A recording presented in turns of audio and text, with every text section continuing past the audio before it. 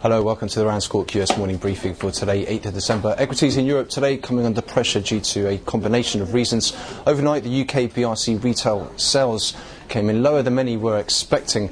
British retail sales values rose at their slowest annual pace last month since August, held back by food sales, where a fall in inflation led to their weakest performance in more than 2 years. Further to that, equities reacted negatively to worse than anticipated industrial production in both the UK and Germany, and then saw another move to the downside after Moody's announced further downgrades to Dubai Inc.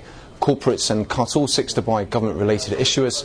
Further to that, we saw Nakheel report first-half loss of 13.4 billion dirhams against the previous of 2.65 billion dirhams, according to a document. Also in the news today, Moody's Investors Service said the US and UK must show they can reduce their ballooning deficits to avoid a potential cut to their AAA credit rating, citing a report by the ratings firm.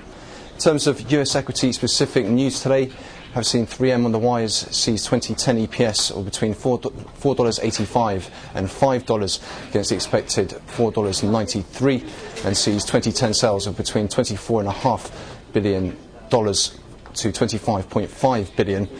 Also sees 2010 organic sales volume up 5 to 7% for 3M. Also noting for Procter & Gamble, their chairman is to step down in January, according to the wires.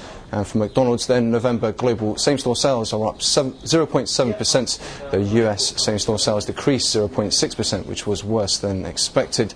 For Bank of America, Meredith Whitney has been speaking today. She did say that core fundamentals haven't changed, and 2/3 of the modifications that company can't come up with their documentation.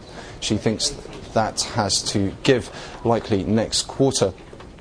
Elsewhere, for Kroger, Q3 EPS ex items coming in at 27 cents today against the expected 37 cents.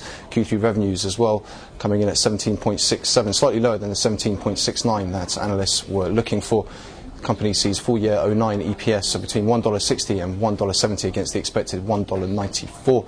For FedEx, company sees Q2 EPS of $1.10 against prior forecast of 65 to 95 cents, so boosting forecast there for FedEx. For Wells Fargo, company says expects credit losses to peak in 2010, says repaying TARP is a two-party agreement and wants to repay TARP as soon as practical. Also seen Monsanto today, they've reaffirmed their 2010 forecast and reiterated confidence in ability to reach 2012. For Xilinx, they've raised December sales growth expectations to between 16 and 20% sequentially. Gross margin is expected to be approximately 64%, up from a prior guidance of between 62 and 63%. On the broker move front today, Apple has been started with a buy rating at Callion, price target $260 on the stock, while FedEx price target has been raised to $103 from $96 to Deutsche Bank, and AIG price target cut to $32 from $44 at UBS. So looking ahead to the rest of the session, we'll see the results of that $40 billion 3-year note auction, and aftermarket the release of the weekly API numbers. Furthermore, we are expecting comments out of Fed's Fisher, due to speak at 5:30 London, that's 11:30 Chicago time.